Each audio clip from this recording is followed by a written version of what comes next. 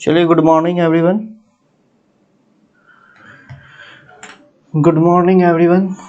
तो सबको जल्दी जल्दी लाइव आ जाइए, ठीक है।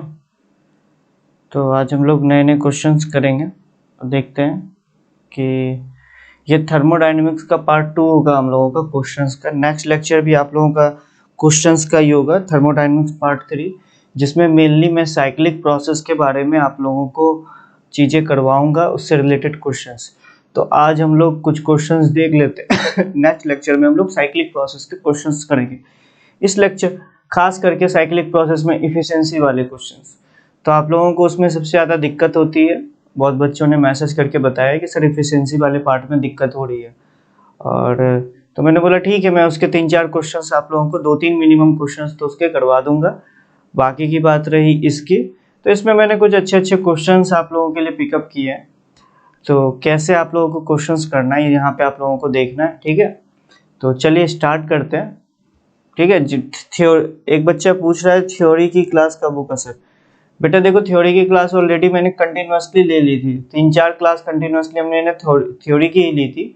इसके बाद हम लोग आप ही लोगों में से कुछ लोगों का बोलना होता है कि सर क्वेश्चन ज़्यादा कराओ, थ्योरी भी कराओ लेकिन कम कराओ, लेकिन क्वेश्चंस की प्रैक्टिस ज़्यादा होनी चाहिए। तो इसलिए मैंने अभी कोशिश किया है कि thermodynamics one of the most important chapters है जेई के लिए, तो मैं क्यों ना 3-4 कम से कम, अगर मेरी तरफ से आपको 20 क्वेश्चंस भी मिनिमम करवा दिए जाते हैं थर्मोडायनेमिक्स में, तो आपको बहुत हद तक हेल्प मिलेगी। चलिए ठीक है, देखते हैं। पहला क्वेश्चन आप लोगों को याद होगा, ये मैंने आप लोगों को करने के लिए बोला था, ये आप लोगों के लिए होमवर्क था। तो एक बार बताइए, ये आप लोगों से बना या नहीं बना, पहले ये बताइए। होमवर्क था, ये आप लोगों से हुआ या नहीं हुआ? पहले हाँ या ना बोलो भाई, ये हुआ या नहीं हुआ, ठीक है।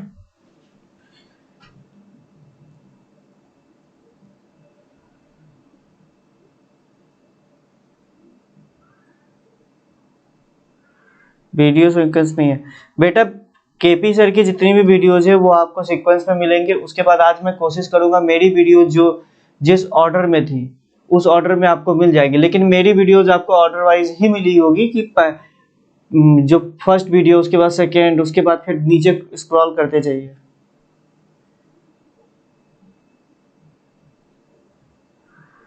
चलिए, अरे कोई बात नहीं। ये sir please tell the second video of thermodynamics, I am new. बेटा आप ऐप पे चले जाइए, ऐप पे मैंने वीडियोस अपलोड कर दी है। ऐप पे जितने भी मतलब आपके वीडियोस हैं मैंने वो अपलोड कर दी है। आप जाके वहां से डाउनलोड तो नहीं, मतलब कि लाइव वहां पे आप जाके देख सकते हैं रिकॉर्डेड फॉर्म को, ठीक है।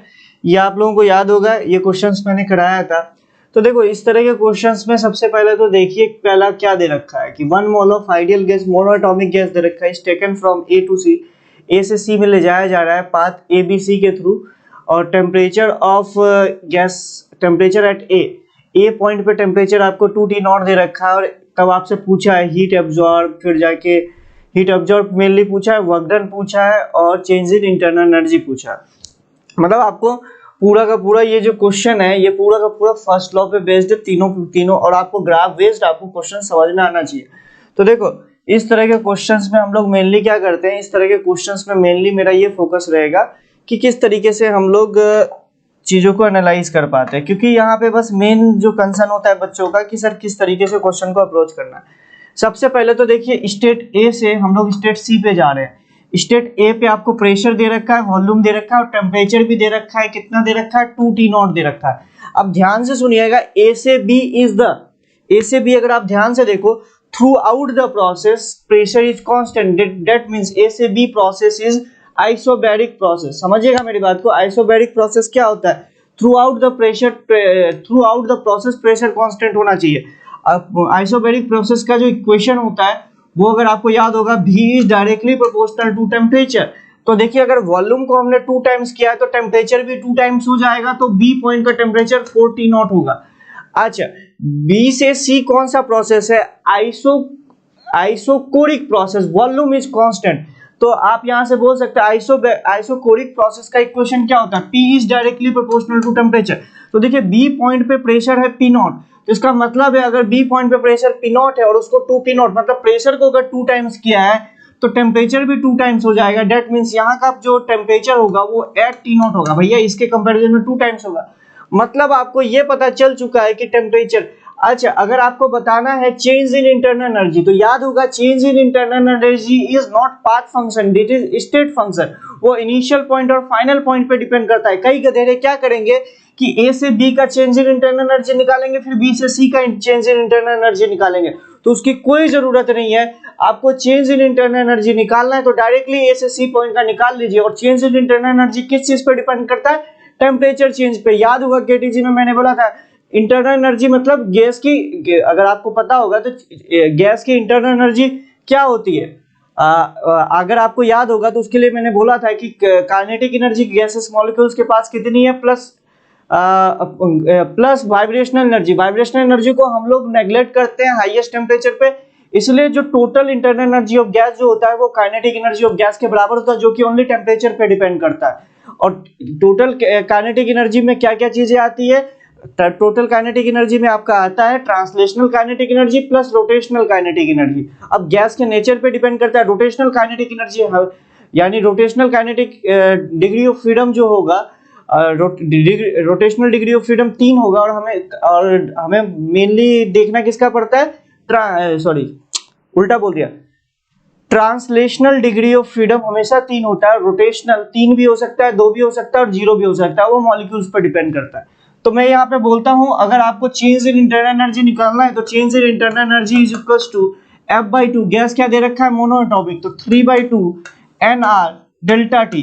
अच्छा, आपको टेम्परेचर चेंज के फॉर्म में आ जाएगा, तो यहाँ से देख लीजिए कि 8 T नॉट से आपका कहाँ तक गए। अगर इनिशियल, अगर तुम इसको ध्यान से देखो तो दिस इज 3/2, मोल 1 दे रखा है तो 1 into R, और ये टेम्परेचर चेंज कितना हो गया? ए से सी के लिए डायरेक्टली कर दीजिए तो इंटू 6 T नॉट, तो यहाँ से आपका वही आ जाएगा जो डी ऑप्शन है। चलिए ठीक है। हीट एब्जॉर्ब, अच्छा वर्क डन कैसे निकालेंगे? वर्क डन निकालना बहुत ज्यादा आसान है। वर्क डन कैसे निकालिएगा? ध्यान से देखिए, बी से सी प्रोसेस में वर्क डन 0 है, ए से बी में क्या हो गया? अगर ध्यान से देखिए तो ग्राफ का एरिया, और ग्राफ का एरिया बता रहा है P नॉट V नॉट। अच्छा, P नॉट V नॉट अगर तुम ए पॉइंट पे ध्यान से देखो तो यहाँ पे आइडियल गैस इक्वेशन निकालोगे तो P not V not is equals to NR 2T nought. तो यानी P नॉट V नॉट के जगह 2T नॉट इंटू R लिख सकते हो, क्योंकि N की वैल्यू 1 दे रखी है। तो आपका बी सी ऑप्शन भी सही हो गया।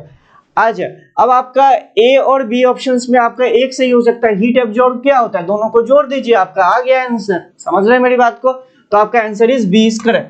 तो बहुत इजी क्वेश्चन था, मैंने बस आपको इसलिए बताया एक्सप्लेन करके क्योंकि आपको एक तरीका पता चले। मैक्सिमम लोगों से हो गया होगा ये क्वेश्चन, बहुत इजी क्वेश्चन था, लेकिन आपको पता होना चाहिए कि किस तरीके से अप्रोच करना है। ग्राफ के जब भी क्वेश्चंस आए तो देखिए कि क्या वो आपके जाने पहचाने प्रोसेस है। अगर जाने पहचाने प्रोसेस है तो फिर करना आसान होता है।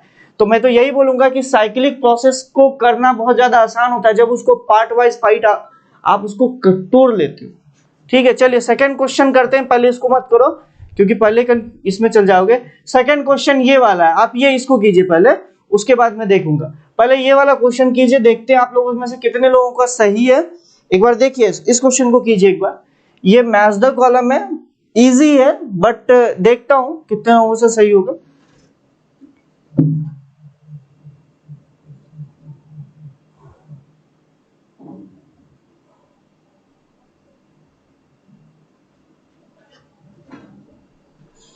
अगर आप जेई के क्वेश्चंस को देखोगे तो जेई के क्वेश्चंस इधर से बहुत ज्यादा इजी आ रहे हैं यार थर्मोडायनेमिक्स के। आप प्रीवियस ईयर प्लीज, आप लोगों से रिक्वेस्ट है प्रीवियस ईयर आप खुद से कीजिए।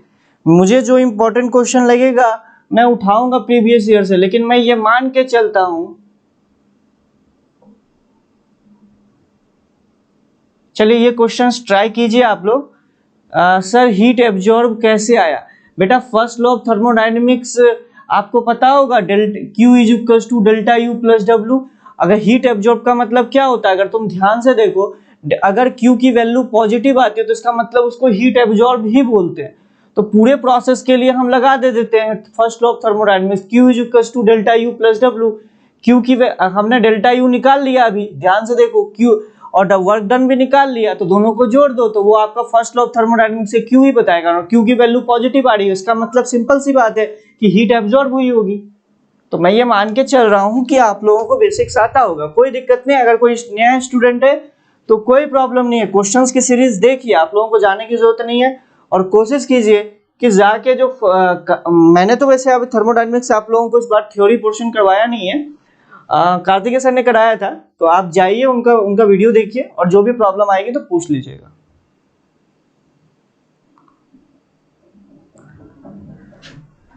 चलिए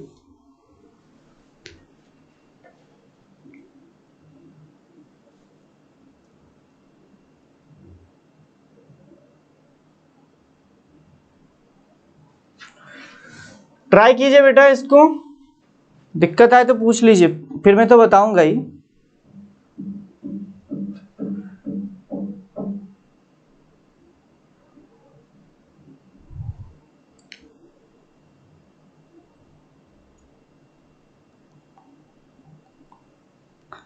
चलिए कीजिए इसको, कुछ हुआ मैं बताऊं हाँ या ना, कुछ रिस्पांस दो। मैं चाहता हूं कि मतलब कि थोड़ा जल्दी जल्दी क्वेश्चंस को अप्रोच किया जाए, सॉल्व किया जाए, ताकि आपका भी टाइम बचे और मैं भी सेशंस को आज थोड़ा सा ज़्यादा लंबा नहीं ले पाऊंगा।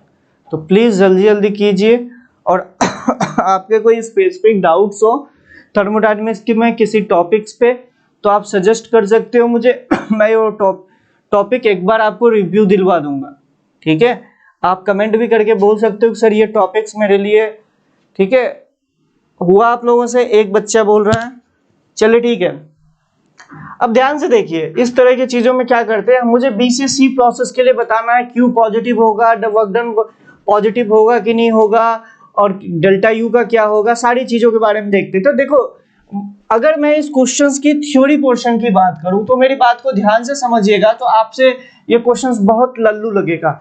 अगर मैं क्यू की बात, ध्यान से देखिएगा, अगर मैं डब्ल्यू की बात करूं, work done by the gas, that is PDV.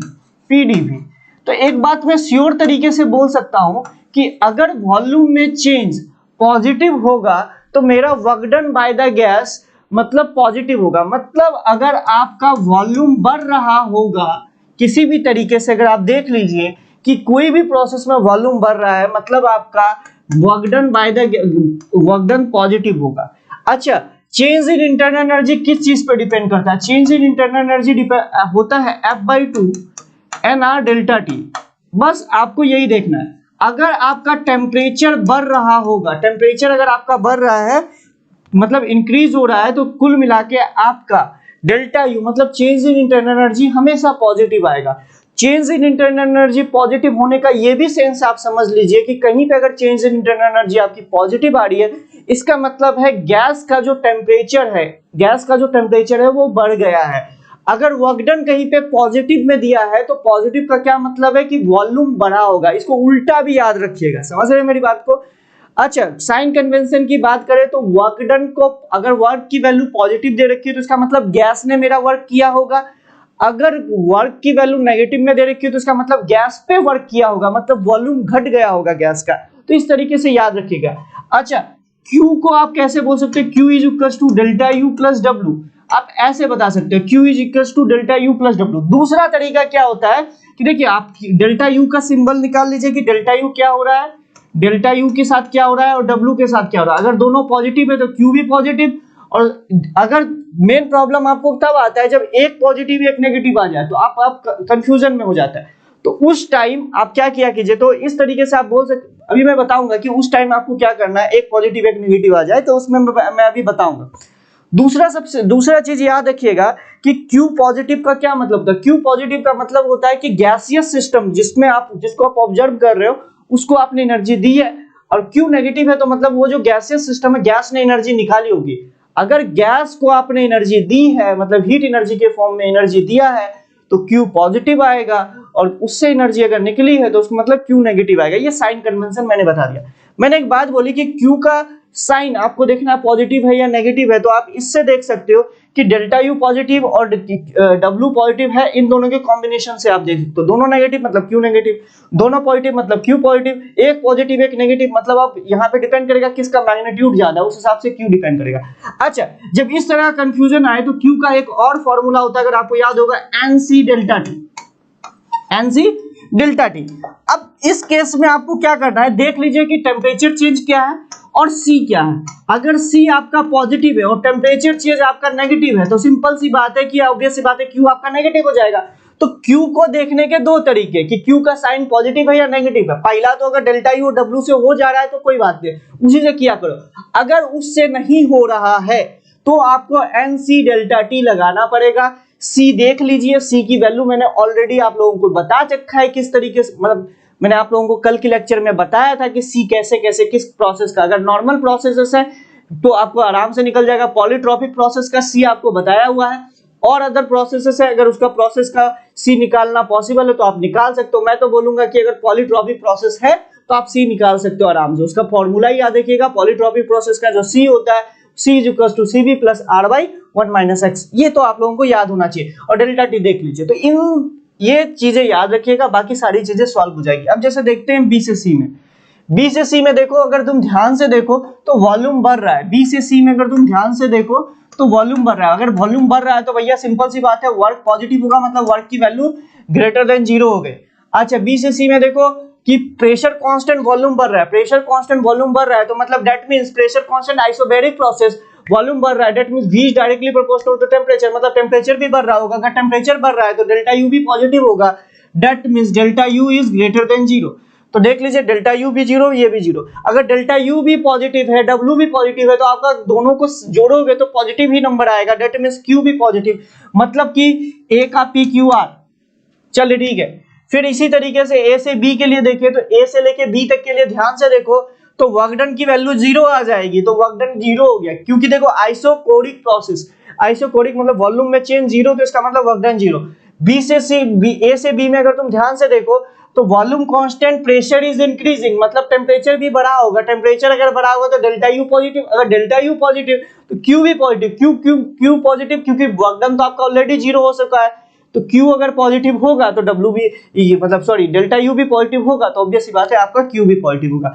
मतलब इसके क्या हो जाएंगे, अगर इसकी बात की जाए तो Q पॉजिटिव और डेल्टा U पॉजिटिव। ध्यान से देखिए तो आप देख मिला लीजिए A B C D। आप साइकिल के लिए देखिए ध्यान से देखिए A B C A, मतलब पूरे साइक्लिक प्रोसेस के लिए पूछा है। पूरे साइक्लिक प्रोसेस के लिए अगर आपको याद होगा तो डेल्टा U 0 होता है। साइक्लिक प्रोसेस के लिए डेल्टा U 0 क्यों होता है, क्योंकि साइक्लिक प्रोसेस के लिए अगर एक बच्चा पूछ रहा है sir specific heat can be negative, obvious सी बात है स्पेसिफिक हीट नेगेटिव हो सकता है, गधे हो क्या तुम। C इज इक्वल्स टू, याद होगा पॉलीट्रॉपिक प्रोसेस का, CB plus of R by 1 minus x. मान लो कि x की वैल्यू सपोज करो, मैंने बोला था x कोई भी नंबर हो सकता है, x की वैल्यू सपोज करो, और अच्छा x क्या होता था, PB की power x is equals to constant, ये x होता था। मान लो x की वैल्यू हो गई कुछ भी हो जाए 2 हो जाए या कुछ भी हो जाए, मान लो x की वैल्यू ऐसा मैंने डाला कि ये नेगेटिव आ जाए, कुछ भी हो जाए, अभी मैं इस पे अभी दिमाग में नहीं आ रहा। CB की वैल्यू कुछ होगी 5/3R होगी या सिंपल सी बात है 3/2R होगी, कुछ भी होगी, उससे ये वैल्यू नेगेटिव में ज्यादा आ जाए तो सिंपल सी बात है C की वैल्यू नेगेटिव हो जाएगी ना। तो साइक्लिक प्रोसेस के लिए मैं बता रहा था, अगर आपको याद होगा कि change in internal energy is a state function, तो ये इनिशियल और फाइनल पोजीशन पे डिपेंड करता है। साइक्लिक प्रोसेस में इनिशियल और फाइनल पॉइंट सेम होता है, इसलिए डेल्टा U 0 हो गया, डेल्टा U 0 हो गया। तो सिंपल सी बात है, देख लीजिए कि इसमें क्या है। अगर आपका P और V इस तरीके से है तो देख लीजिए, अगर एंटी क्लॉकवाइज साइकिल है तो हमेशा आपका वर्क डन पॉजिटिव होगा। ध्यान से देखिए इसमें वर्क डन पॉजिटिव आएगा। नेट वर्क डन जो होगा इस वाले पार्ट में हम लोग नेट वर्क डन देखते हैं, तो इस वाले में नेट वर्क डन पॉजिटिव होगा। नेट वर्क डन पॉजिटिव होगा तो Q भी पॉजिटिव होगा। तो मतलब इसका देख लीजिए कि डेल्टा U 0, Q पॉजिटिव और इसका PQ आ जाएगा। ठीक है। अच्छा, CA के लिए ध्यान से देखिए, C से लेके A के लिए ध्यान से देखो तो P is directly proportional to B। अगर तुम इसका ध्यान से देखो तो P is directly proportional to B, मतलब PB की power -1 is equals to constant. तो यहां से आप ये एक तरीके से C से A जो है एक पॉलीट्रॉपिक प्रोसेस है, ये याद रखिएगा। कई बार इस तरीके से दिया जाता है, आप लोग कंफ्यूज हो जाते हो। तो इसका अगर मान लीजिए C से A का आपको हीट पूछा होता है कि क्यों निकालिए, तो आप डायरेक्टली भी निकाल सकते थे NC डेल्टा T से। समझ रहे हो मेरी बात को? तो आप C से A के लिए आप डायरेक्टली भी निकाल सकते थे। ठीक है। दूसरी बात कि C से A के लिए अगर तुम ध्यान से देखो तो C से A के लिए देखो वॉल्यूम घट रहा है तो मतलब वर्क डन नेगेटिव हो गया। अब आप एक तरीके से बोलिए वॉल्यूम नेगेटिव हो गया। यहाँ का टेम्परेचर आपको पता है, ऑब्वियस सी बात है टेम्परेचर घट रहा होगा, क्योंकि यहाँ का टेम्परेचर और यहाँ के टेम्परेचर में यहाँ का टेम्परेचर ज्यादा होगा। देखो ना, यहाँ से यहाँ टेम्परेचर बढ़ा, फिर यहाँ से यहाँ टेम्परेचर बढ़ा, तो ऑब्वियस सी बात है आप low high temperature to low temperature क्यों आ रहा है, इसका मतलब डेल्टा यू जो होगा वो नेगेटिव होगा, डेल्टा यू नेगेटिव होगा, डेल्टा यू नेगेटिव और वर्क डन भी नेगेटिव, सिंपल बात है क्यू भी नेगेटिव होगा, बात खत्म। समझ रहे हो मेरी बात को? तो यहाँ पे इसका डी पार्ट का आंसर एस हो जाएगा। बाकी और आपको मैंने पूरे एक्सप्लेन मैनर में इस क्वेश्चन को करा दिया। इस क्वेश्चन का बस एक ही मतलब था कि आपको पूरा का पूरा ये थ्योरी समझ में आ जाए कि ये साइन को हम लोग किस तरीके से देखते हैं, बाकी और कोई नहीं था। बहुत ज्यादा इजी क्वेश्चंस इस तरह के होते हैं और जेईई में बहुत बार आए हुए हैं साइन से लेके, आप प्रीवियस ईयर उल्टा के देखिए, इस तरह क्वेश्चंस बहुत बार आए हुए हैं। तो प्लीज कॉन्सेप्ट जरूर समझ लीजिएगा। इस तरह के क्वेश्चंस आए तो आप ये मान के चलिए कि ये आपके लिए प्लस पॉइंट्स हैं, आपको नंबर देने के लिए आए हुए हैं, ये सब इजी क्वेश्चंस में काउंट होते हैं। चलिए नेक्स्ट क्वेश्चन, ये वाला क्वेश्चन ट्राई कीजिए, ये वाला क्वेश्चन ट्राई कीजिए।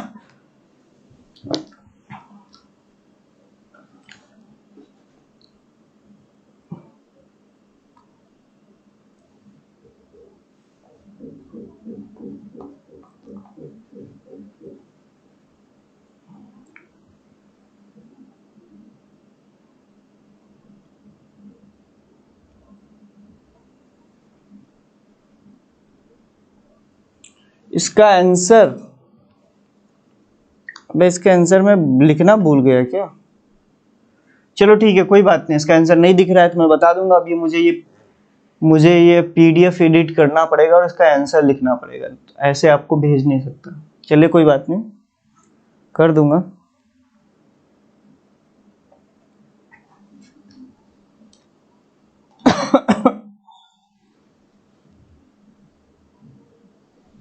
ट्राई कीजिए इसको भी, ठीक ठाक क्वेश्चन है।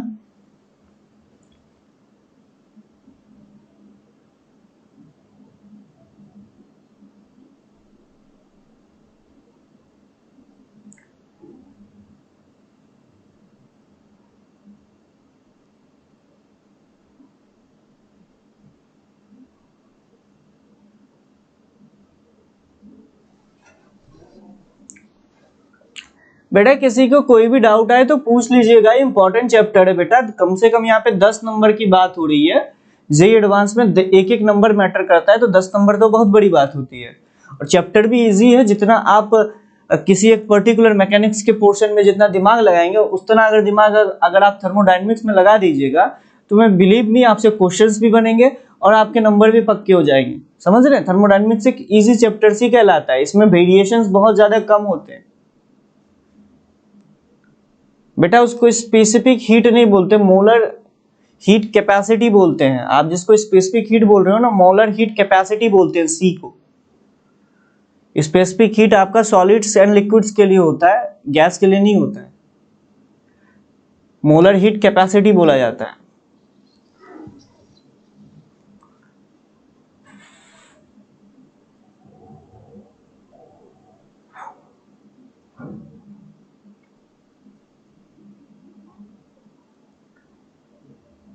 हो जाए तो एक बार कमेंट करके बता दीजिएगा कि आपका हो चुका है, ताकि मेरा भी टाइम बर्बाद ना हो और आपका भी टाइम बर्बाद ना हो। ठीक है, थैंक यू।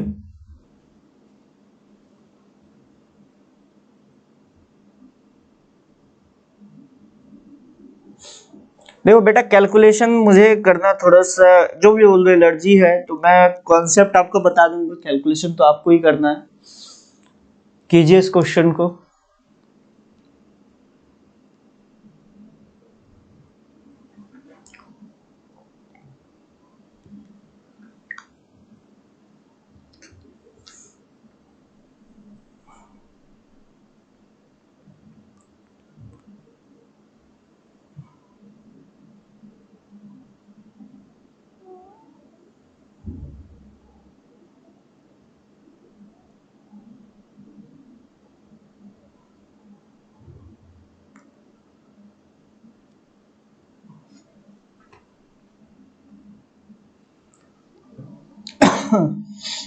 अभी कराऊंगा।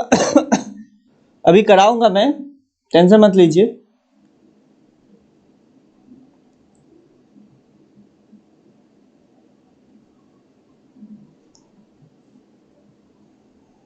किसी से हुआ ये क्वेश्चन?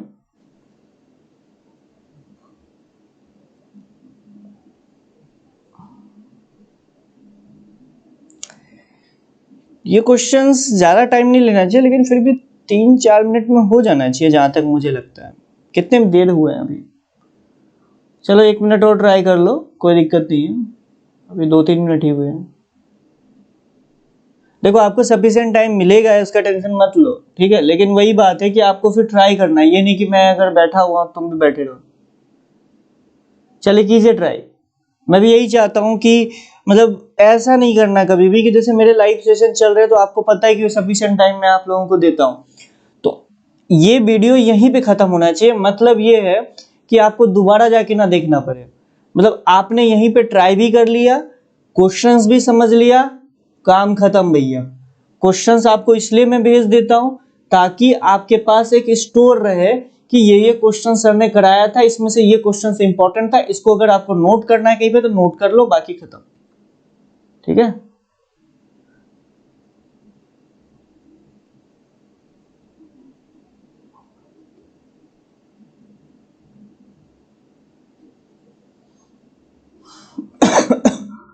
भाई क्या हो रहा है?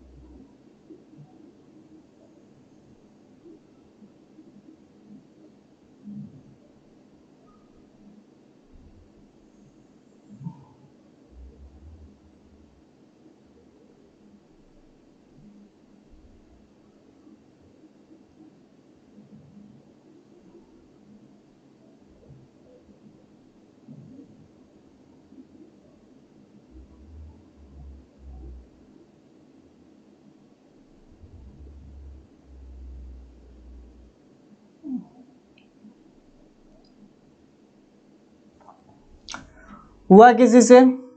तो इसका आंसर मैं बताता हूं आप लोगों को। अब बेटा टाइम हो गया है, चलिए ठीक है, अगर ट्राई कर रहे हो तो करो। बहुत ज़्यादा डिफिकल्ट क्वेश्चन नहीं था, मैं आपको एक हिंट देता हूं, ध्यान से सुनिएगा। पॉलीट्रॉपिक प्रोसेस का जब हम लोग प्रोसेस इक्वेशन निकालते हैं तो कुछ डेरिवेशन करते हैं, तो समथिंग समथिंग लाइक दैट उसी तरह का डेरिवेशन है। तो कई लोग मुझसे बोलते हैं कि सर डेरिवेशन का क्या इंपॉर्टेंस है, तो मैं बोलता हूं बेटा जब आपको क्वेश्चन डेरिवेशन अगर आप अच्छे से समझते हो और आपके दिमाग में रहता है ना, तो 20 to 30% तो क्वेश्चंस ऐसे ही सॉल्व हो जाते हैं, चाहे किसी भी चैप्टर के हो जाए। डेरिवेशन का बहुत इंपॉर्टेंट होता है। डेरिवेशन इसलिए करवाया जाता है कि आपको डीप अंडरस्टैंडिंग समझ में आए चैप्टर्स के बारे में। तो आप डेरिवेशंस को कभी भी इग्नोर मत किया करो। ये क्वेश्चंस मेनली अगर आपने थोड़ा बहुत, अगर आपको ये भी पता है, सुनिएगा मेरी बात को, अगर आप पीवी एडियाबेटिक प्रोसेस का इक्वेशन किस तरीके से फाइंड आउट किया जाता है वो भी अगर आपको पता है तो उस तरीके से सोचिएगा। अगर वो अप्रोच अगर आपको दिमाग में रहता है तो इसको ये क्वेश्चंस बहुत ज्यादा इजी रहता है। चलिए ठीक है, देखते हैं क्या बोल रहा है इस क्वेश्चन को। इसका आंसर है 3, हाँ इसका आंसर 3 है। तो बेटा आंसर तो आना चाहिए था। अच्छा एक चीज मैं आपसे पूछ रहा हूं, अगर आपको बोला जाए कि, ध्यान से सुनो,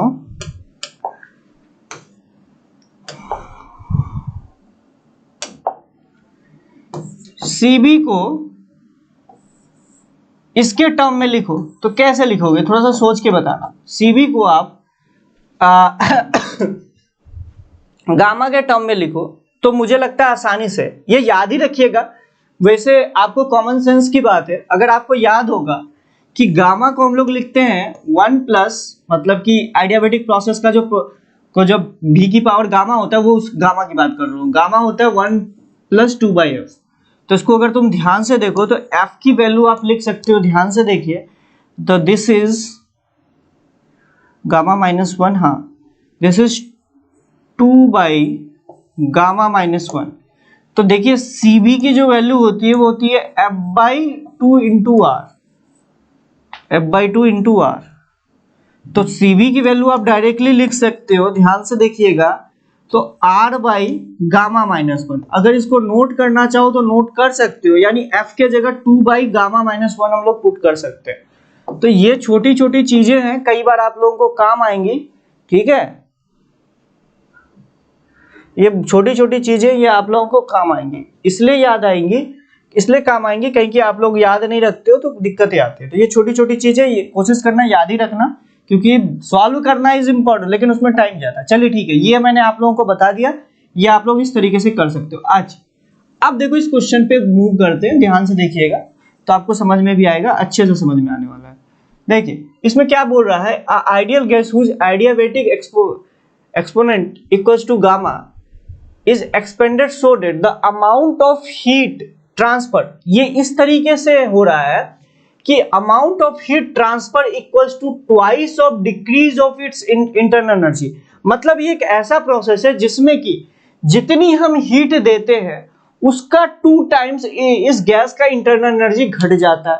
तो मैं इसका ऐसा लिख सकता हूं, सपोज दैट कि मैंने dq हीट दिया तो इसका 2 टाइम्स इंटरनल एनर्जी घट गया, तो डिक्रीज इन इंटरनल एनर्जी को हम लोग माइनस ऑफ डी क्यू से दिखा सकते हो। तो ये माइनस ऑफ डी, क्योंकि डेल्टा यू जो अगर तुम ध्यान से देखो तो दिस इज एफ बाई 2। अगर तुम ध्यान से देखो तो डेल्टा यू क्या होता है भाई, डेल्टा यू होता है F by 2 N R T final minus T initial, हम लोग ये लिखते हैं।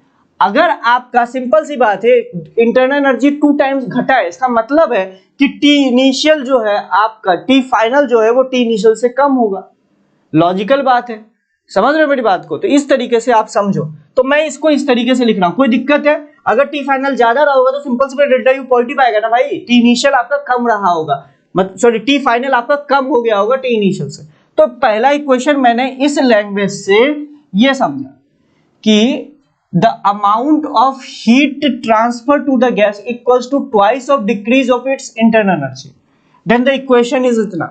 देखिए ये इक्वेशन मेरे पास आ गया, फर्स्ट लॉ ऑफ थर्मोडायनामिक्स, ये तो पहला इक्वेशन हो गया।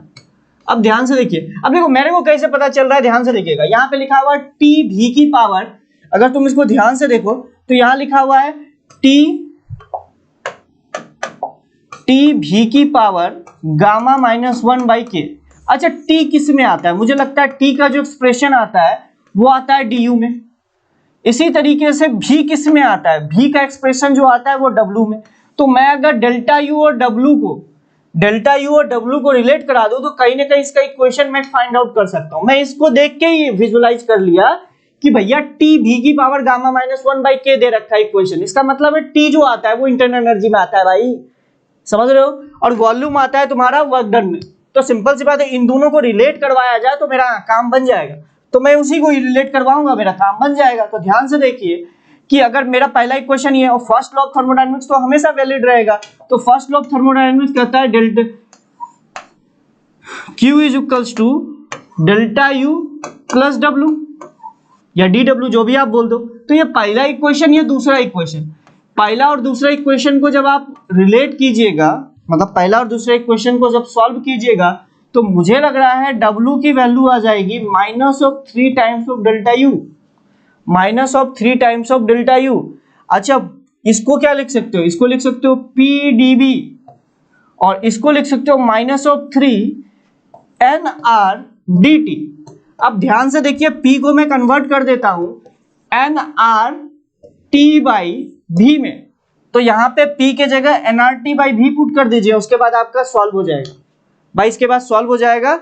अच्छा सॉरी एक मिनट, डेल्टा यू की वैल्यू होती है NCV डेल्टा टी, NCV, इसको डेल्टा यू क्या होता है F/2 into NR delta T.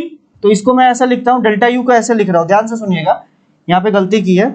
Delta U को मैं लिख रहा हूं माइनस 3 टाइम्स ऑफ F/2 को मैंने कर दिया, ध्यान से देखिएगा, R बाई गामा माइनस 1 अरे डेल्टा यू को लिखते हो ना F/2 NR डेल्टा टी, तो F/2 इंटू इसको मैंने कर दिया F/2 इंटू आर को, F/2 इंटू आर को मैंने इसके टर्म में पुट कर दिया, ठीक है। CV को मैंने इसके टर्म में पुट कर दिया, F/2 इंटू आर तो CV ही होता है ना, ये हो गया into N delta T, sorry delta T नहीं, मतलब यहाँ पे dt, dt। अब इसको सॉल्व कर लीजिए, p को p के पास, सॉरी p के जगह मतलब टेम्परेचर को टेम्परेचर के पास और वॉल्यूम को वॉल्यूम के पास, उसके बाद इंटीग्रेट कर दीजिएगा v1 से लेके v तक, तो आपका आंसर 3 आ जाएगा। अब होगा कि नहीं होगा? अरे अब हो जाना चाहिए भाई, अब हो जाना चाहिए। अब हो जाएगा आई थिंक।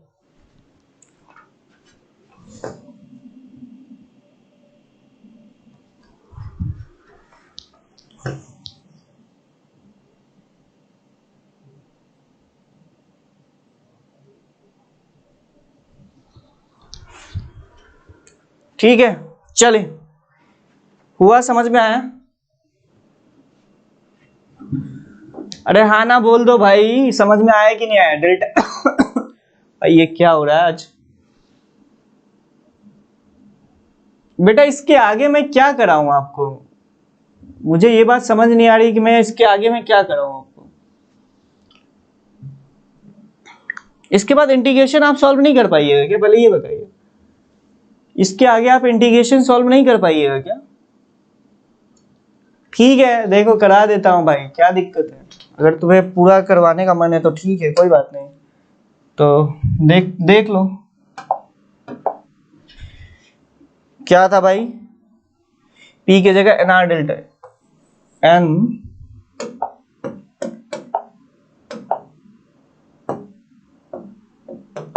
P की जगह रखे N R T by V into DV minus of 3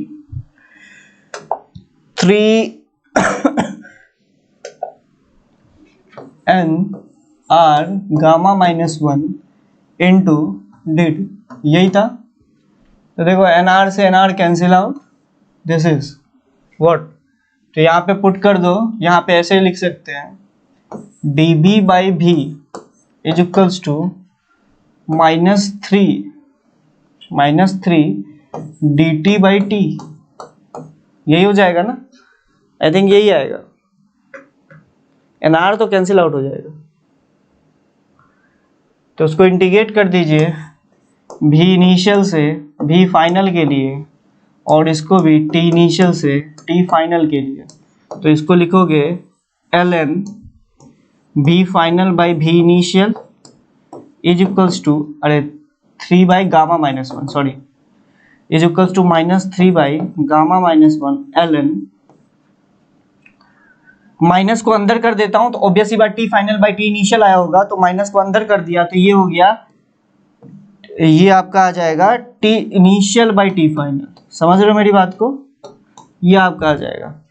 तो इसको अब पावर में लेके चले जाइए, दिस इज इन पावर, ये पावर में चला जाएगा, तो ये आ जाएगा V final into T final की power 3 by gamma minus 1 should be equals to V initial into T initial into 3 की पावर गामा माइनस 1।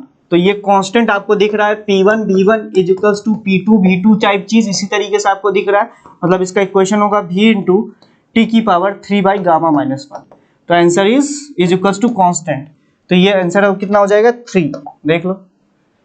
अच्छा उल्टा मैंने कर दिया क्या? हाँ, फिर ऑब्वियस सी बात है जब इसको ये करोगे, अब ये आपका आया, उसके बाद आप क्या कर दो कि इतना का ही अंडर रूट ले लो, तो ऑब्वियस सी बात है टी का अंडर रूट, तो ये उल्टा आ जाएगा v की पावर में। ठीक है, चलिए भाई तुम लोग सॉल्व कर लिया करो, हमसे थोड़ा सा टाइम लगता है, हमें कैलकुलेशन वैसे ही पसंद नहीं होता है। ठीक है बेटा, इसको सॉल्व कीजिए थोड़ा सा, इस क्वेश्चन को।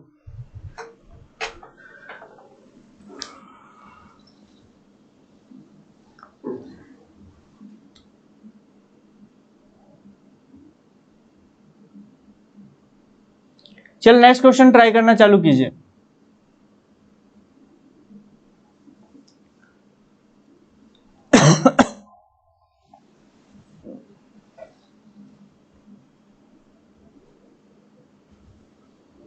ट्राई करो इसको,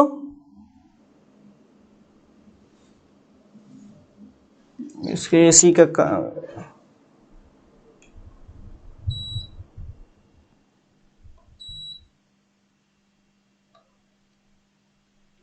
काम क्यों नहीं कर रहा भाई?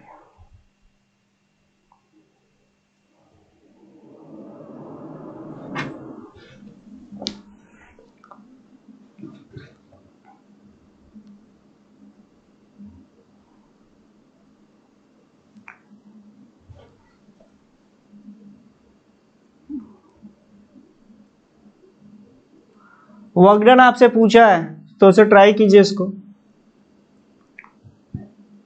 यहाँ पे देखिएगा बी से सी प्रोसेस में इंटरनल एनर्जी को रिलेट किया है, not change in internal energy को।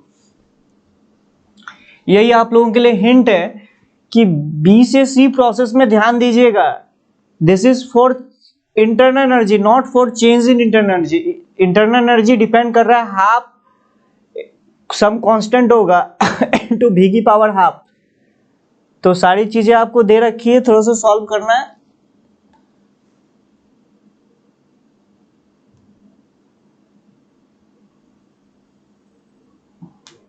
हाँ बेटा, इतना सुबह लगाना पड़ता है क्योंकि रूम थोड़ा अंदर है।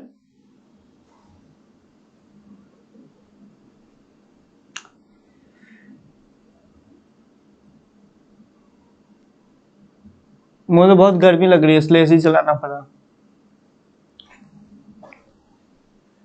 अबे और कोई बात नहीं है, 2 दिन से नहाया नहीं इसलिए गर्मी लग रही है, और कोई दिक्कत बात नहीं है, ठीक है ना। 2 दिन से नहाया नहीं इसलिए गर्मी लग रही है। हम लोग कॉलेज में 5-5, 6-6 दिन तक नहीं नहाते थे।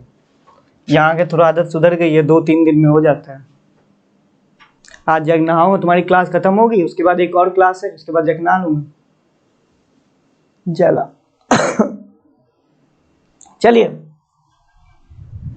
1 मोल ऑफ आइडियल हुआ कि नहीं हुआ, भले हो गया होगा तो बता दीजिएगा, क्योंकि मैं मतलब आप लोगों से 2-3 बच्चे एटलीस्ट ये बोलते हैं कि सर आप स्टार्ट कर दीजिए, मतलब करना, तो मैं स्टार्ट कर दूंगा, क्योंकि टाइम भी बर्बाद नहीं होना चाहिए। आप लोग एक बार सफिशिएंट टाइम लेके एक बार ट्राई कर लीजिए, उसके बाद जो भी आएगा उसके बाद हम लोग देख लेंगे। जल्दी करो भाई, कई लोग बोल रहे हैं साला क्वेश्चंस करवा रहा है।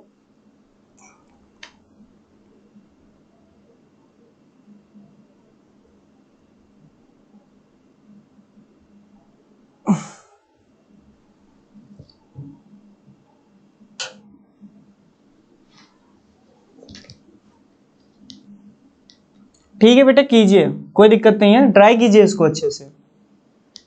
One of the good question, मतलब कि वर्कडन पे बेस्ड एक अच्छा क्वेश्चन है। मतलब होता है ना, जैसे बोलते हो ना कि इसको कर लियो तो मतलब एक बहुत अच्छी गुड फीलिंग अंदर से आती है कि मतलब किया है आज हमने कुछ अच्छा काम। तो वही बात है।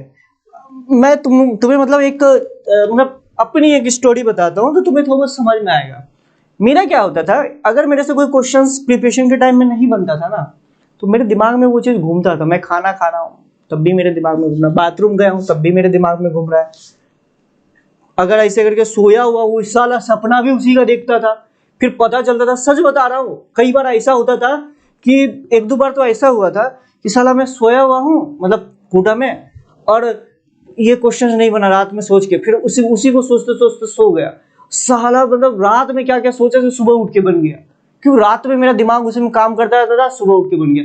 तो जब किसी क्वेश्चन के पीछे इतना पड़ जाओगे ना, क्यों नहीं हो रहा, क्यों नहीं हो रहा, इधर से उधर से, इधर से उधर से, फिर आराम से बनेगा। ऐसी चीजें मेरे साथ फिजिक्स केमिस्ट्री दोनों में होती थी। मैथ में उतना दिमाग नहीं लगाता था, ईमानदारी से बताऊं, मैथ में उतना दिमाग नहीं लगाता था। करता था, ऐसा नहीं कि मैथ में साफे गोल था, ठीक था, मैथ मीडियम लेवल का था। क्या बोल रहे हो?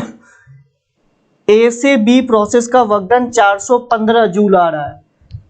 हाँ सही है बेटा, 415 आएगा, गुड। चलिए आपने ट्राई किया, बहुत अच्छा। ए से बी का वर्क डन 415 आ रहा है, हाँ ठीक है 415 आएगा।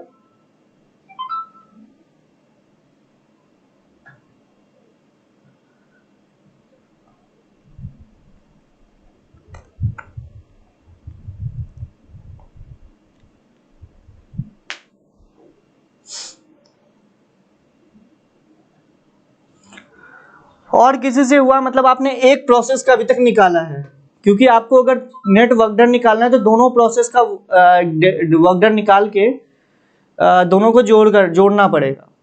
तो पहले तो आप ए से बी प्रोसेस का वर्क डन निकालना पड़ेगा, फिर आपका बी से सी प्रोसेस का वर्क डन निकालना पड़ेगा, दोनों को जोड़ दीजिए, आपका आंसर आ जाएगा। ठीक है, तो इस और ये यहाँ याद रखिएगा, बी से सी में जो यू दिया हुआ चेंज इन इंटरनल एनर्जी ने दिया है, उस इंटरनल एनर्जी दिया है किसी एक स्पेसिफिक टेम्परेचर प्रेशर का। जैसे हम लोगों ने केटीजी में देखा था ना, internal energy of gas is 3। याद करो, हम लोगों ने देखा था कुछ कि F/2 इंटू nRT, उसी को चेंज क्या होता है, दो पॉइंट्स के बीच में कितना चेंज आया इंटरनल एनर्जी का, that is the difference between kT's internal energy and यहाँ पे हम लोग थर्मोडायनामिक चेंज लेते हैं दो पॉइंट्स के बीच में, और वहां पे किसी स्पेसिफिक पॉइंट का इंटरनल एनर्जी होता है, या किसी एक स्पेसिफिक बोल दो स्टेट का इंटरनल एनर्जी होता है। ठीक है,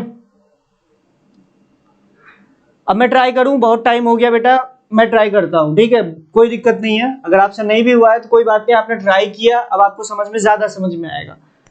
ध्यान से सुनिएगा कि 1 mole of ideal monatomic gas दे रखा है, taken from state A to B, अब पॉलीट्रॉपिक प्रोसेस, एक पॉलीट्रॉपिक प्रोसेस दे रखा है, सिंपल सी बात है, जो कि ओबे कर रहा है P is equal to 3/2 T की पावर हाफ।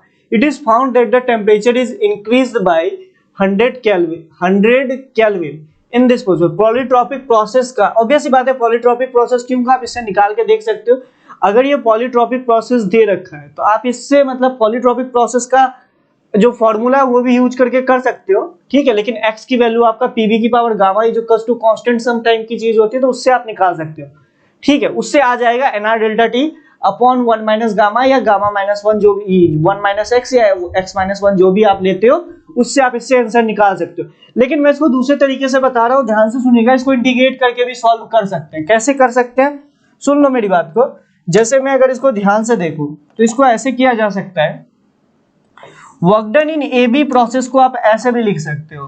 देखो पॉलीट्रॉपिक प्रोसेस का कई लोग फॉर्मूला देख के कर लिए होगे, कोई दिक्कत नहीं है, फॉर्मूला से भी आप कर सकते हो। पॉलीट्रॉपिक प्रोसेस में आपको एक्सप्लेन मैनर में बताया जाता है वर्क डन कैसे निकालते हैं, फिर जाके मतलब कि किस तरीके से हम लोग x की वैल्यू निकालते हैं, लेकिन उसमें जो 1/x या x माइनस 1 या 1 माइनस एक्स का टर्म लेते हो, तो वो थोड़ा ध्यान रखिएगा, x जो होता है वो pv की power x is equal to constant, वो वाला x होता है।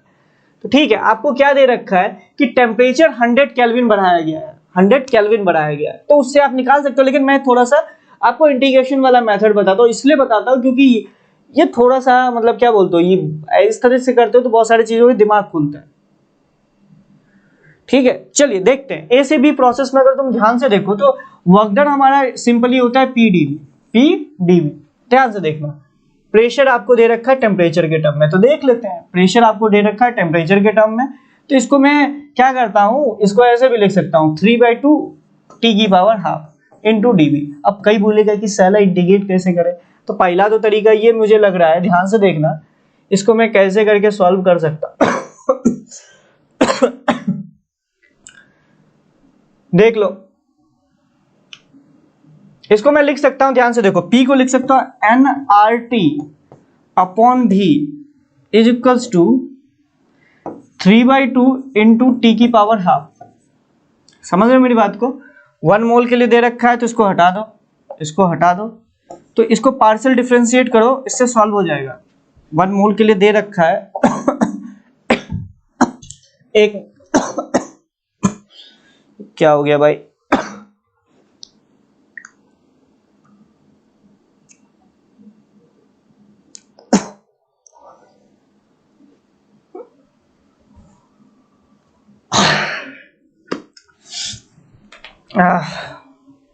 एक मिनट रुक जाइए, मुझे थोड़ा सा पानी पीने दीजिए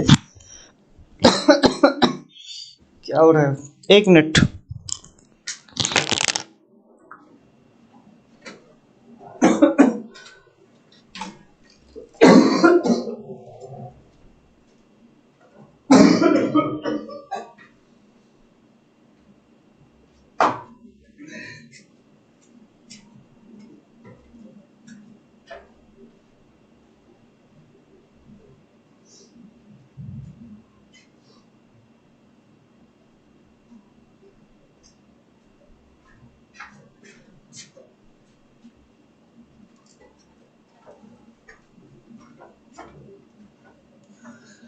ओके ठीक है, थोड़ा सा ओके देखिए,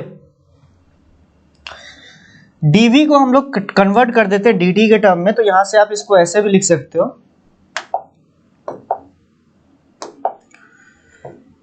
सॉरी फॉर जो भी आपको इनकन्वीनियंस हुआ होगा। चलिए, तो इसको हम लिख सकते हैं 2/3 इंटू टी की power half is equals to भी। आप ऐसे कर सकते हो। तो यहां से आप ऐसा करो कि dv इसको पार्शियल डिफरेंशिएट कर दो, तो यहाँ पे क्या आ जाएगा, अगर तुम ध्यान से देखो तो यह आपका आ जाएगा, ध्यान से देखिए, dv को आप dt के टर्म में यहाँ पे यूज कर सकते हो। समझ रहे हो मेरी बात को? तो इसको आप dv को आप इसके टर्म में यूज कर सकते हो। तो यहाँ से भी आप निकाल सकते हो। जब इससे सॉल्व करोगे तो आपका टेम्परेचर चेंज की जो वैल्यू आपको दे रखी है वो आ जाएगा। समझ रहे हैं मेरी बात को? इससे आपका जो मतलब क्या बोलते हो, ये आ जाएगा, क्या बोलते हो, ए बी प्रोसेस का वर्क डन आपको आ जाएगा। ये मेरी बात समझ में आई? ए बी प्रोसेस का वर्क डन कैसे आएगा? आप यहाँ आपको पार्शियल डिफरेंशिएट कर दो ना, तो आपका आंसर आ जाएगा।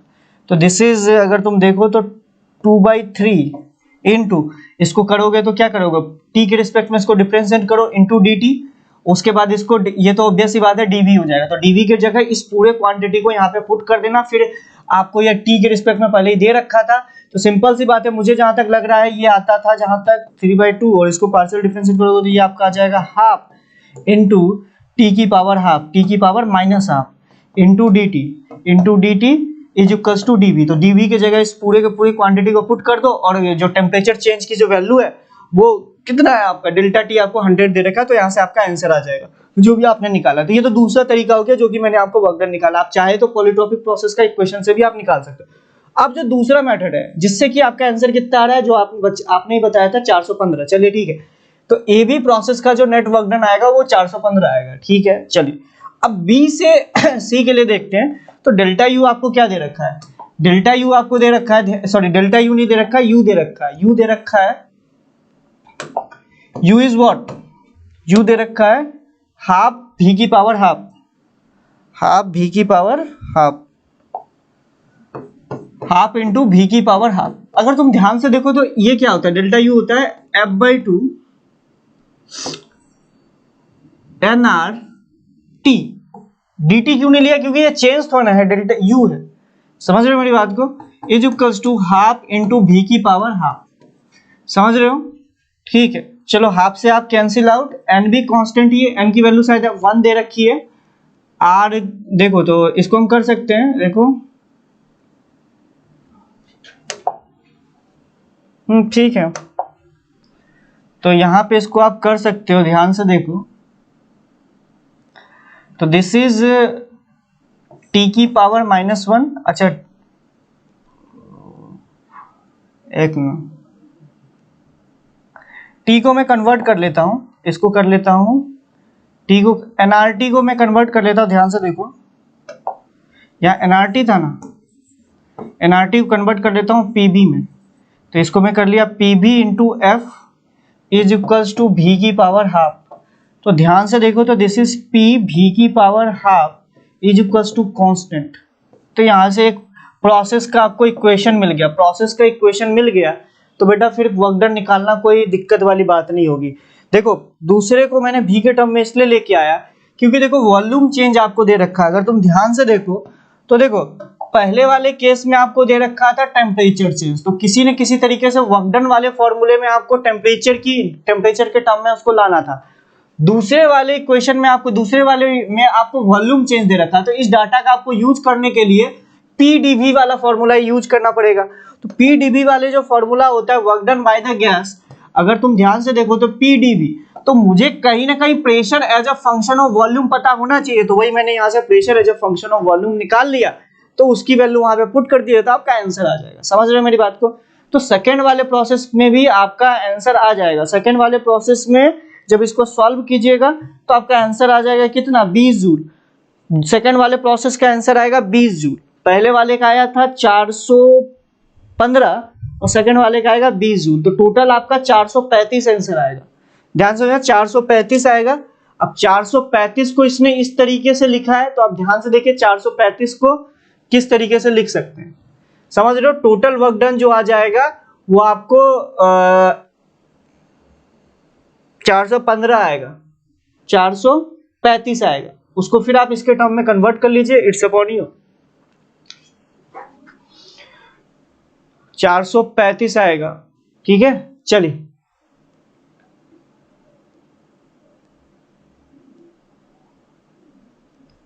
अच्छा 435 प्लस 45/60 इसकी वैल्यू को आपको बतानी है ना। चलिए ठीक है, कर लीजिएगा। पहले ये बताओ समझ में आया कि नहीं आया ये क्वेश्चंस को। देखो क्वेश्चन को देखते हुए आपको यही समझ में आना चाहिए कि मुझे वर्क डन निकालना है लेकिन टेम्परेचर चेंज दे रखा, तो कहीं ना कहीं वर्क डन वाला जो मेथड है उसमें टेम्परेचर का इन्वॉल्वमेंट होना चाहिए। मतलब कहीं ना कहीं मुझे डीवी को डीटी के टर्म में कन्वर्ट करना पड़ेगा। दूसरे वाले में आपको दे रखा है वॉल्यूम चेंज दे रखा है, तो बहुत है बढ़िया कि मुझे मतलब प्रेशर को as a function of volume लेके आना पड़ेगा ताकि मैं इसको इंटीग्रेट करके सॉल्व कर सकूं। तो वही मैंने दूसरे वाले में आपको pressure as a function of volume निकाल लिया। ठीक है, चलिए अब नेक्स्ट क्वेश्चन जो है थोड़ा सा अच्छा क्वेश्चन है, उसको आप लोग ट्राई कीजिए। तब तक मैं बैटरी चेंज कर देता हूं, तब तक आप लोग इस क्वेश्चन का स्क्रीनशॉट जो भी लेना होगा ले लीजिएगा और इसको एक बार ट्राई कीजिए। बहुत अच्छा क्वेश्चन है, इसमें आपको बहुत सारे कॉन्सेप्ट पता चलेंगे। इसमें मैं जो इसका सेकेंड पार्ट है इसमें थोड़ा सा आपको हिंट दे दूंगा और उसमें देखते हैं आप लोगों से कितना सॉल्व होता है। इसको ट्राई कीजिए एक बार। केटीजी और इसका मिक्सअप है, क्या बोलते हैं, थर्मोडायनेमिक्स का। अच्छा क्वेश्चन है, इसको एक बार ट्राई कर लीजिए, उसके बाद में हम लोग इसको देखेंगे। हाँ बेटा उसको चेंज कर रहे हैं, तब तक आप लोग इसको ट्राई कीजिए। मैं चेंज कर रहा हूँ बैटरी। ठीक है, इसको एक बार ट्राई कीजिए आप।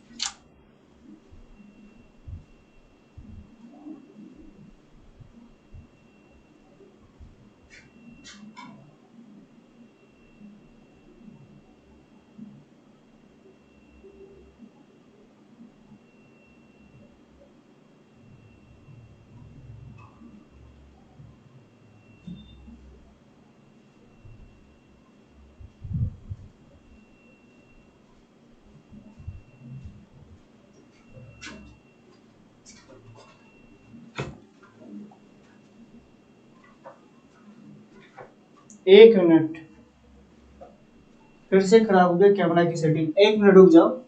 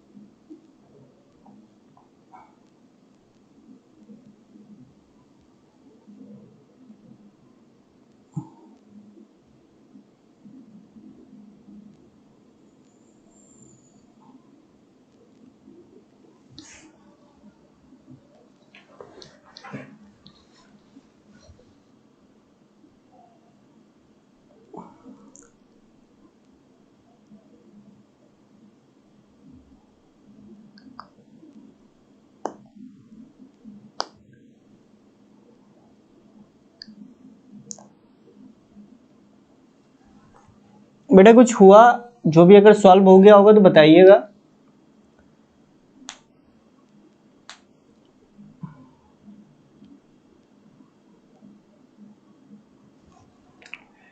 मैं ट्राई करूं। अगर आप लोगों से हो गया है तो बताइए, मैं फिर देखता हूँ इस क्वेश्चन को।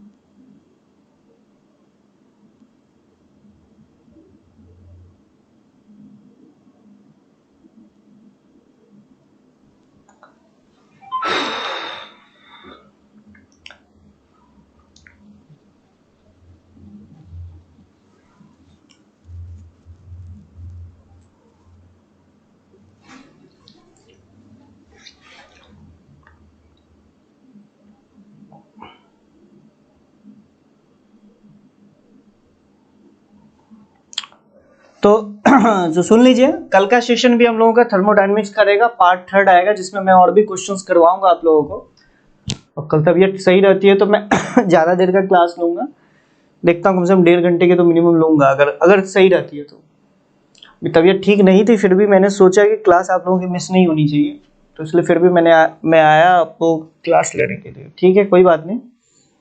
चलिए देखते हैं इस क्वेश्चन को। देखो बेटा, बहुत टाइम हो गया है, एक बार ट्राई कर, जल्दी से बताइए कि मैं स्टार्ट करूं, क्योंकि टाइम बहुत ज़्यादा हो गया। Sir what asked in the question.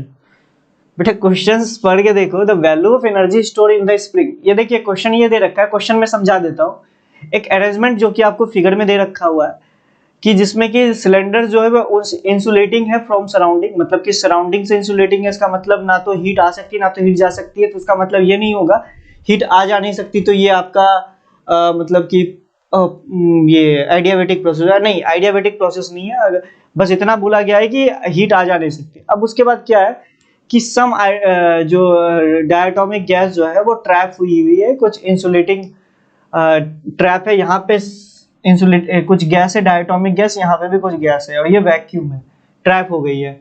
अच्छा, अब क्या हुआ है कि एक हमने दोनों के बीच में एक स्प्रिंग लगा दिया है। पहले इनिशियली जो देखा जाए, तो अगर इनिशियली देखा जाए तो स्प्रिंग की जो लेंथ थी वो इसके बराबर थी। अब हमने क्या किया कि जो गैस यहाँ पे जो ट्रैप हो गई, उसके कारण स्प्रिंग कुछ कंप्रेस हो गया होगा इनिशियली। अगर मैं बात करूं कि जब यहाँ पे गैस ट्रैप नहीं था, तो स्प्रिंग की लेंथ इस कंटेनर की लेंथ के बराबर थी, नेचुरल लेंथ। लेकिन अब जब गैस ट्रैप हो गया तो देखा गया कि इसकी स्प्रिंग थोड़ा सा दब गई होगी, तो स्प्रिंग जो दबी होगी तो आपको बताना है इसमें कितनी एनर्जी स्टोर हो गई होगी। पहला तो ये क्वेश्चन है। दूसरा, अब क्या बोला गया कि अब अगर इन दोनों गैस का टेम्परेचर को हम लोग 3 टाइम्स कर दे, अभी जो टेम्परेचर उससे अगर 3 टाइम्स कर दे, तो आपको बताना है कि भैया कि अब जो है अगर 3 टाइम्स कर दे तो टोटल एनर्जी सिस्टम को कितना देना पड़ा होगा। कीजिए, सोचिए। अब लोग सारा सिस्टम को एनर्जी कैसे देंगे, दिया किसी तरीके से दिया होगा हम लोगों ने।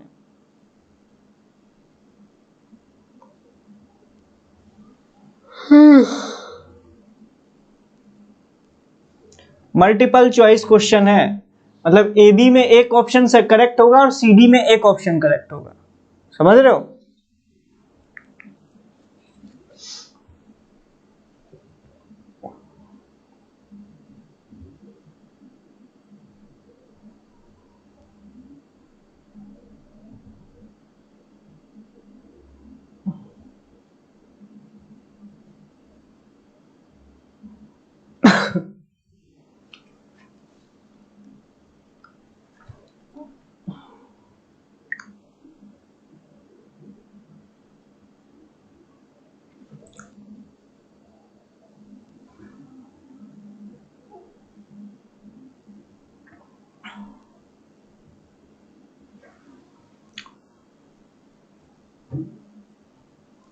मान लीजिए कि इधर से स्प्रिंग x कंप्रेस हुई होगी, और ये इसकी जो लेंथ है इसकी भी x है और इसकी भी x है, ठीक है। तो V नॉट को आप लिख सकते हो x इंटू ए, क्रॉस सेक्शन एरिया ही मान लेना, और इधर का वॉल्यूम इधर का भी वॉल्यूम v, तो मतलब इधर क्रॉस सेक्शन एरिया तो सेम है, तो इसका मतलब इधर भी x रहा होगा, इधर भी x रहा होगा। तो V नॉट को मान सकते हो, V नॉट मतलब जो इस गैस का जो वॉल्यूम है उसको आप मान सकते हो V not is equals to x into a. पहला इक्वेशन तो ये आ गया, ठीक है। दूसरा बताइए, दूसरा क्या कीजिएगा? देखो दूसरा इक्वेशन आप ऐसे करके ला सकते हो। अच्छा एक बात बताओ, अगर ये x इधर से दबा, इधर से x दबा, तो स्प्रिंग कितनी दब गई होगी? मुझे लगता है स्प्रिंग जो दबी होगी 2x दबी होगी। तो अगर यहाँ पे फोर्स बैलेंस इक्वेशन लगाओगे तो स्प्रिंग इस पे फोर्स लगा रहा होगा 2kx, और गैस जो इधर से प्रेशर लगा रहा होगा, वो गैस जो प्रेशर लगा, फोर्स लगा रहा होगा, वो लगा रहा होगा P इंटू ए। तो दूसरा इक्वेशन भी भैया बहुत आराम से आ गया, 2kx is equals to P not into a, P not into a. अच्छा तो यहां से हम क्या करते हैं, x ही मेरा वेरिएबल है, तो मतलब a की वैल्यू को एलिमिनेट कर देते हैं। a की वैल्यू को अगर एलिमिनेट करोगे तो मुझे लगता है a की वैल्यू हो जाएगी v नॉट बाई एक्स, तो मतलब यहाँ पे आ जाएगा 2kx square should be equals to P not v not. ठीक है, 2kx x square is equals to P not v not, ये आ जाएगा आपका। अच्छा अगर ये आ गया तो बताइए स्प्रिंग में अगर 2x का कंप्रेशन हुआ तो बताइए उसमें एनर्जी कितनी स्टोर हो गई होगी? पहले स्प्रिंग जो है 0 वो नेचुरल लेंथ पे था, अब 2x आपने उसको दबा दिया तो स्प्रिंग में एनर्जी कितनी स्टोर हो गई होगी? हाफ के x की वैल्यू है 2x का स्क्वायर, तो देख लीजिए कि 2kx स्क्वायर की वैल्यू है P नॉट v नॉट, तो मतलब स्प्रिंग में जो एनर्जी स्टोर हुई होगी that is P not v not, that is A। तो A ऑप्शन तो मेरा सही हो गया कि स्प्रिंग में जो एनर्जी स्टोर हुई होगी वो P नॉट V नॉट होगी। तो ये हो गया, इनिशियली स्प्रिंग में जो एनर्जी स्टोर थी वो थी P नॉट V नॉट, याद रखिएगा।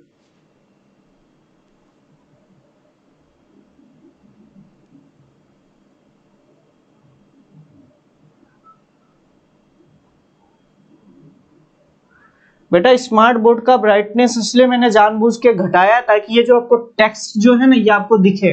ब्राइटनेस में बढ़ा सकता था लेकिन मैंने जानबूझ के ब्राइटनेस नहीं बढ़ाया ताकि आपको दिखे। भले बताओ ए पार्ट, इसका पहला ऑप्शन तो हो जाएगा ए, मतलब बी ऑप्शन गलत हो जाएगा। तो बताइए ए पार्ट आपको समझ में आया कि नहीं आया? पहले हाँ ना बोल दो भाई।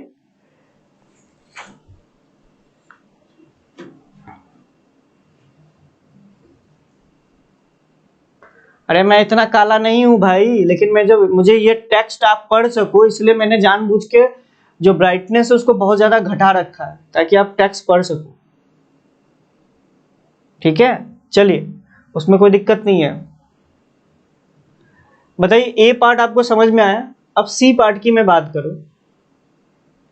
अरे ए पार्ट समझ में आ गया ना कैसे करके कर सकते हैं? ठीक है चलिए, अब अगर हम लोग सी और डी पार्ट के, अब हमने टेम्परेचर को क्या करें, अगर तुम ध्यान से देखो, एक बात मेरी ध्यान से सुनना, अगर तुम यहाँ पे ध्यान से देखो तो आपको दे रखा है मोल दे रखा है m, pressure P not they रखा है, वॉल्यूम V नॉट दे रखा है। तो आइडियल गैस इक्वेशन तो हम लोग लगा सकते हैं P not V not is equals to NR। Initially temperature मैंने मान लिया T इनिशियल, मतलब T इनिशियल की वैल्यू इतनी है, मतलब आपको क्या दे रखा है T फाइनल जो है वो 3 टाइम्स ऑफ T इनिशियल है। अब देखो फाइनली जो इसके अंदर जो है ये कंटेनर है जिसके अंदर स्प्रिंग लगी हुई है, इसका प्रेशर P फाइनल हो गया होगा, इसका वॉल्यूम V फाइनल हो गया होगा, इसका टेम्परेचर T फाइनल हो गया होगा। इसी तरीके से इसका pressure P final, volume V final, इसका भी टेम्परेचर T फाइनल। तो मेरा ये कहने का मतलब है आप इसको ऐसे भी लिख सकते हो P final into V final should be equals to 3 times हमने कर दिया है तो ये हो जाएगा 3 times of NR into T initial. समझ रहे हो मेरी बात को? मतलब P फाइनल और P इनिशियल के बीच में एक रिलेशन तो आ गया, P final V final is equals to 3 times of P not V not. पहला इक्वेशन मेरे पास ये मिल गया। ठीक है, पहला इक्वेशन तो मेरे पास ये मिल गया। अब दूसरा इक्वेशन कैसे करके फाइंड आउट करें उसको भी भैया देख लेते हैं, कैसे करके फाइंड आउट करें। बताओ ये इक्वेशन समझ में आया कि नहीं आया? पहले ये बताइए ये इक्वेशन समझ में आया है या नहीं आया है, क्योंकि इसी के आगे मुझे आगे का पार्ट करना पड़ेगा। पहले ये बताइए ये क्वेश्चन आया कि नहीं आया? अरे ठीक है, ये क्वेश्चन आया है या नहीं आया पहले ये बताइए। ठीक है, ये क्वेश्चन समझ में आ गया होगा, आई थिंक ये क्वेश्चन आ गया होगा। चलिए ठीक है, दूसरा इक्वेशन हमारा फोर्स बैलेंस से लगा सकते हैं। ध्यान से देखिएगा, अगर मैं इनिशियल कंडीशन की बात करूं तो इनिशियल कंडीशन में जो स्प्रिंग इस पे फोर्स लगा रहा था वो 2kx लगा रहा था। कितना लगा रहा था? 2kx और ये इस पे फोर्स लगा रहा था, मतलब 2kx। x को आप क्या बोल सकते हो, x को आप बोल सकते हो, ध्यान से सुनिएगा, x को आप बोल सकते हो v नॉट बाई, अगर मैं ध्यान से इनिशियल कंडीशन की मैं बात कर रहा हूं, इनिशियल कंडीशन में बोल रहा हूं, इस पे जो स्प्रिंग फोर्स लगा रहा था वो लगा रहा 2kx, और इस पे जो फोर्स लग रहा था इस वाले पिस्टन पे वो लग रहा था p नॉट इंटू ए, मतलब इन दोनों, ये दोनों बराबर होंगे, p not into A should be equal to 2kx। अच्छा, x को मैं कुछ और लिख सकता हूं, x को मैं लिख सकता हूं, ध्यान से देखिएगा, ये जो x है इतना इधर से दबा था, इतना इधर से दबा था, समझ रहे हो, इतना तो इधर से दबा था, तो मैं बोल रहा हूं x की वैल्यू को मैं लिख सकता हूं, ध्यान से देखिएगा, इसको मैं लिख सकता हूं v नॉट बाई ए। तो ध्यान से देखो, this is p not a is equals to 2k, x की वैल्यू लिख दिया v नॉट बाई ए। पहला इक्वेशन तो ये आ गया। क्यों मैं ऐसा कर रहा हूं, अभी देखना, p और b के बीच में दूसरा रिलेशन निकालना है, समझ रहे हो, p और b के बीच में, क्योंकि देखो मेरे पास वेरिएबल है p final, b final, t final, चलो ठीक है, मैं दो इक्वेशन, दो वेरिएबल को तो एलिमिनेट कर सकता हूं, p फाइनल और b फाइनल अगर मुझे पता चल जाए तो ऑब्वियस ही बात है मैं चीजों को रिलेट कर सकता हूं, या इक्वेशन, प्रोसेस का इक्वेशन पता चल जाए, तो ये हो गया। अच्छा, इसी तरीके से अगर मैं फाइनल कंडीशन की बात करूं तो यहाँ पे देखो, कुछ यहाँ पे x नहीं, मान लेते हैं x1 रहा होगा, सपोज करो कि अब लेंथ जो है बढ़ के, मतलब कि ये जो पहले x था अब x से बढ़ के सपोज दैट x1 हो गया होगा, यहाँ का प्रेशर p फाइनल है और वॉल्यूम v फाइनल है, क्रॉस सेक्शन एरिया तो भैया अब भी a रहा, ठीक है, क्रॉस सेक्शन एरिया तो चेंज नहीं होने वाला। अच्छा, अब इसकी लेंथ जो पहले x थी भैया x1 हो गई, तो x1 की वैल्यू बताइए कितनी होगी, मुझे लगता है v फाइनल बाई a। अब जो x1 की वैल्यू होगी वो v फाइनल बाई a होगी। फिर आप क्या कर दीजिए, फोर्स बैलेंस इक्वेशन लगा दीजिए। फोर्स बैलेंस इक्वेशन लगाइएगा तो लिखिएगा p final into a should be equals to, ये लिखिएगा 2k इनटू, अच्छा 2k इनटू, अब जो x1 है, x1 को मैं लिख रहा हूं, ध्यान से देखिएगा, v फाइनल बाई a, तो दोनों को डिवाइड कर दीजिए, पहले इक्वेशन और दूसरे इक्वेशन को डिवाइड कर दीजिए, तो आपको p इनिशियल और p फाइनल, v फाइनल के बीच में फिर दूसरा equation in terms of p and v आपको आ जाएगा। समझ रहे हैं मेरी बात को, इसके टर्म में आपको आ जाएगा। और यहां से आप प्रोसेस इक्वेशन भी बता सकते हो कि यहां से आपका एक प्रोसेस इक्वेशन क्या आ गया, ध्यान से देखिएगा, तो दिस इज, अभी जब इन दोनों को डिवाइड कीजिएगा तो कितना आ जाएगा, देखो a कैंसिल आउट हो जाएगा, 2k कैंसिल आउट हो जाएगा, और v फाइनल बाई, हाँ p not by p final, तो आप जब ये पहला इक्वेशन, ये दूसरा इक्वेशन, जब इसको सॉल्व कीजिएगा तो ये आ जाएगा p not by p final should be equals to v not by b final. तो इसका मतलब है, इसको अगर तुम ध्यान से देखो तो p by v, p final by b final is equals to p not by v not, मतलब p बाई v जो है वो कांस्टेंट है, p बाई v की वैल्यू कांस्टेंट है, समझ रहे हैं मेरी बात को, p बाई v की वैल्यू कांस्टेंट है। यहां से आपका प्रोसेस इक्वेशन भी आ चुका है, यहां से आपको प्रोसेस इक्वेशन भी आ चुका है, ठीक है, यहां से आपका प्रोसेस इक्वेशन भी आ सकता है, यानी आप प्रेशर की वैल्यू को ऐसे लिख सकते हो, ध्यान से देखिएगा, this is p is equals to p naught by v naught into b, this is the process equation। समझ रहे हैं मेरी बात को, कांस्टेंट की value p not by v not ले सकते हैं ना, तो p not by v not तो आपको पता है, तो this is the process equation, मतलब जो आपका प्रोसेस हो रहा होगा आप हीट करने के साथ, ये दिस इज प्रोसेस इक्वेशन। तो आपसे पूछा क्या है, अब सुनिएगा मेरी बात को यहां से ध्यान से, यहां के बाद आपका काम रहा है, अब आपसे पूछा क्या है, इतना काम करने के बाद आपसे पूछा now the gas are heated slowly temperature, तो टोटल हीट एनर्जी कितना होगा ये आपसे पूछा जा रहा है।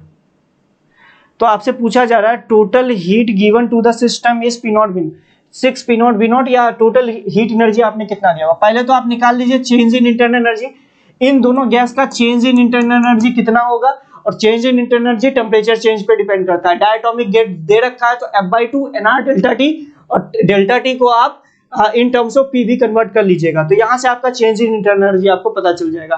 अब वर्क डन पता करना पड़ेगा, वर्क डन बताइए गैस ने वर्क किस पे किया, ये तो वैक्यूम है, यहाँ पे कोई नहीं है, मतलब जो इंटरनल, जो आपका स्प्रिंग के, ध्यान से सुनिएगा, जो स्प्रिंग के पोटेंशियल एनर्जी में जो चेंज आया होगा that is the work done by the gas. Work done by the gas आप उससे निकाल सकते हो, या आपके पास दूसरा तरीका ये, मैं क्या बोल रहा हूं, पहले इनिशियली स्प्रिंग के पास एनर्जी थी P not V not, finally आप निकाल सकते हो स्प्रिंग के पास कितनी एनर्जी थी।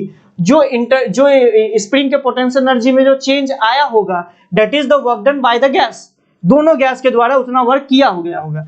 या आपको प्रोसेस इक्वेशन पता है तो work done by the gas आप निकाल सकते हो। दोनों सेगमेंट्स के लिए प्रोसेस इक्वेशन पता है, दोनों का मल्टीप्लाई कर दीजिएगा। अब ध्यान से सुनिएगा, पी इनिशियल और पी फाइनल और वी फाइनल के बीच में आपके पास दो इक्वेशन है, तो पी दो वेरिएबल है, तो दोनों भी आप निकाल सकते हो in terms of P and V. समझ रहे हो मेरी बात को? पहला इक्वेशन तो आपके पास क्या आया था, अगर तुम ध्यान से देखो तो पहला इक्वेशन आपके पास क्या आया था, कहा गया भाई पहला इक्वेशन आपके पास आया था ये वाला। ध्यान से देखो कि P not V not is equals to इतना, तो मैंने यहां से लिखा था, ध्यान से देखो कि P final V final is equals to 3 P not V not. पहला इक्वेशन ये आ गया था, दूसरा इक्वेशन आपने यहां पे लगाया था, दूसरा इक्वेशन आपने ये निकाला था, देख लो ध्यान से ये वाला। तो इन दोनों की हेल्प से क्या आप पी फाइनल और वी फाइनल निकाल सकते हो। अगर निकाल सकते हो तो भैया आप इसको इंटीग्रेट कर दीजिए, work done is equals to work done by the gas is equals to P D V, और उसमें लिमिट लगा दीजिएगा वी इनिशियल से वी फाइनल, आपका आंसर आ जाएगा। समझ रहे हो मेरी बात को? और पी को कन्वर्ट कर दीजिएगा, ये जो मैंने लिखाया है P not V not into V, इससे सॉल्व कर लीजिए, आपका आंसर आ जाएगा। समझ रहे हैं? तो आप heat given to the gas is equals to change in internal energy plus work done, first law of thermodynamics के हिसाब से आप वहां पे निकाल सकते हो। तो एक बात बताइए, अब आपसे सॉल्व होगा कि नहीं होगा, एक बार ट्राई कर लीजिएगा। मैंने आपको तरीका पूरा का पूरा बता दिया है कि किस तरीके से इसको सॉल्व करना है। तो एक बार हाँ ना कुछ बोल दो भाई, जिससे कि मुझे लगे कि अब यहाँ पे छोड़ा जा सकता है इस क्वेश्चन को। हाँ ना बोल दो।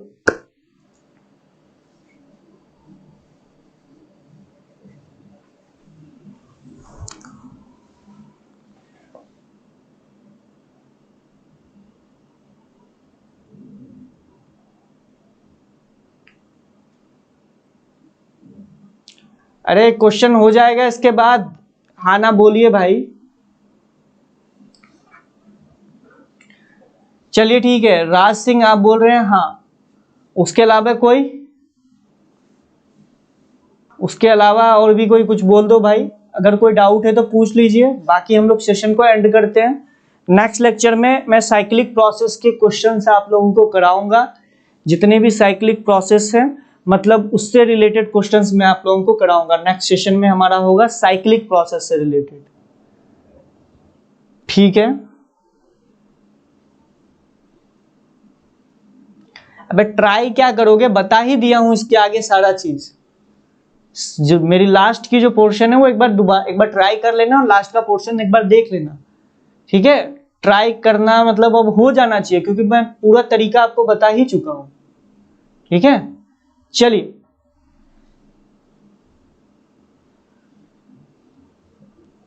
बेटा आप लोग डीपीपी सॉल्व करते रहिए, मल्टीपल चॉइस और खास करके पैराग्राफ के जितने भी क्वेश्चंस दिए हुए हैं केटीजी और थर्मोडायनेमिक्स में डीपीपी में, वो सॉल्व कर लीजिएगा, इट्स वेरी इंपॉर्टेंट। तो आप लोग उसको सॉल्व कर लीजिएगा डीपीपीज में। और हाँ, प्रीवियस ईयर और डीपीपी के अलावा आप कुछ मत कीजिए, बस मैं आपको यही बोलूंगा।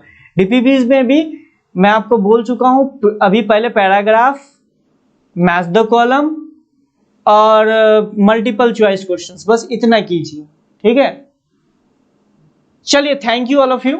आज यहीं तक रखते हैं सेशन को, और नेक्स्ट लेक्चर में मतलब कि कल के लेक्चर में मैं साइक्लिक प्रोसेस के क्वेश्चंस लूंगा। खास करके मेरा फोकस ज्यादातर रहेगा इफिशिएंसी वाले क्वेश्चंस में, साइकिल की इफिशिएंसी हम लोग कैसे कैलकुलेट करते हैं। तो आप लोग एक बार रिवाइज कर लीजिएगा, जो लोग भी पढ़े हुए हैं तो वो अपने नोट से एक बार रिवाइज कर लीजिएगा। अगर किसी के पास नहीं है तो मैंने कुछ दिन पहले इसमें क्या बोलते हो, क्रैश कोर्स जब हमारा दिसंबर में हो रहा था उसमें थर्मोडायनेमिक्स बहुत अच्छे से पढ़ाया था, तो पीछे जाके थर्मोडायनेमिक्स की वीडियो देख लीजिएगा, ठीक है? चलिए, पीछे जाके आप थर्मोडायनेमिक्स की वीडियो हमारे चैनल पे आप जाइएगा, थर्मोडायनेमिक्स बाय मनीष सर, उसमें भी जाके देख सकते हैं। या क्रैश कोर्स के टाइम में मैंने थर्मोडायनेमिक्स बहुत अच्छे से पढ़ाया था, इत्मीनान से बहुत अच्छे से पढ़ाया था। आप चाहो तो उस वीडियो को भी प्रीफर कर सकते हो। हाँ, उसके लिए ढूंढना पड़ेगा, थोड़ा मेहनत करना पड़ेगा, पीछे जाना, दिसंबर के टाइम या जनवरी के टाइम में पीछे जाते जाओगे तो तुम्हें दिख जाएगा, टॉपिक लिखे हुए होंगे उस पोस्टर के अंदर की topic thermodynamics part 1, thermodynamics part 2, इस तरीके से। तो वो मैंने करवाया था, बहुत अच्छे से करवाया था, तो उसको आप कर सकते हो। वो जेईई मेंस के लिए नहीं था, एडवांस के लिए ही था, ठीक है, तो उसको जाके एक बार अगर किसी को डाउट होगा तो वहां से कर लीजिएगा। Thank you all of you, bye bye, take care, have a nice day.